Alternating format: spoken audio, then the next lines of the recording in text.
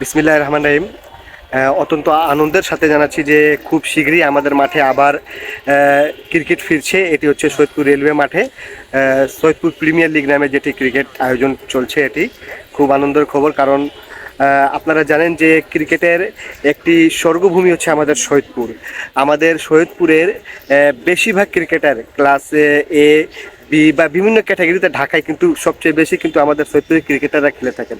তো এদের যদি একটু পরিচর্যা একটু সুযোগ দেওয়া হয় তাহলে কিন্তু জাতীয় দলে খেলা তাদের জন্য কোনো ব্যাপার না। তো আর যেটি হচ্ছে আমাদের ক্রিকেটের ভূমি হচ্ছে সৈয়দপুর, এটি হচ্ছে রেলওয়ে মাঠ।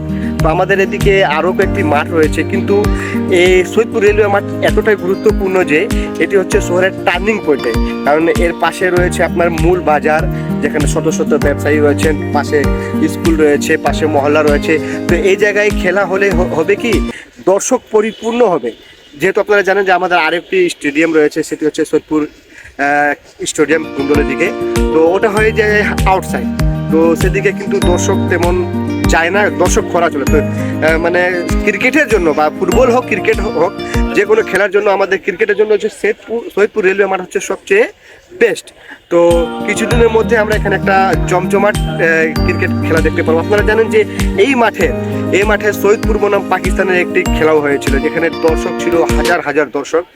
সম্ভবত পাকিস্তানের কয়টা দল এখানে এসে খেলেছে, দর্শক পরিপূর্ণ ছিল। এই মাঠে এর আগেও অনেকগুলো ক্রিকেট হয়েছে। এই মাঠে জাতীয় দলের খেলোয়াড় এসে খেলে গিয়েছেন। এই মাঠে আপনার ফুটবল হলে বিদেশি নাইজেরিয়া খেলোয়াড় এসে খেলে গিয়েছেন। তো আমাদের ক্রিকেটের জন্য হচ্ছে এই সৈয়দপুর রেলওয়ে মাঠ হচ্ছে বেস্ট। তো যারা এই আয়োজন করতে যাচ্ছেন আমাদের সৈয়দপুর প্রিমিয়ার লিগ, যার মধ্যে সম্ভবত 8টি দল অংশগ্রহণ করছে, যার মধ্যে সৈয়দপুরের নামি দামি সব খেলোয়াড় আপনারা দেখতে পাবেন।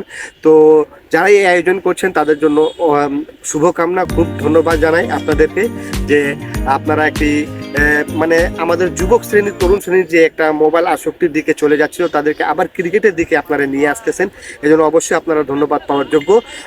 এবং আপনাদের এই আয়োজনে আমাদের একজন সাংবাদিক হিসাবে বলেন, একজন সৈয়দপুরবাসী হিসাবে, একজন নাগরিক হিসাবে পূর্ণ সহযোগিতা থাকবে এবং এই ক্রিকেট টুর্নামেন্ট সফল হোক এই কামনা করি আমি।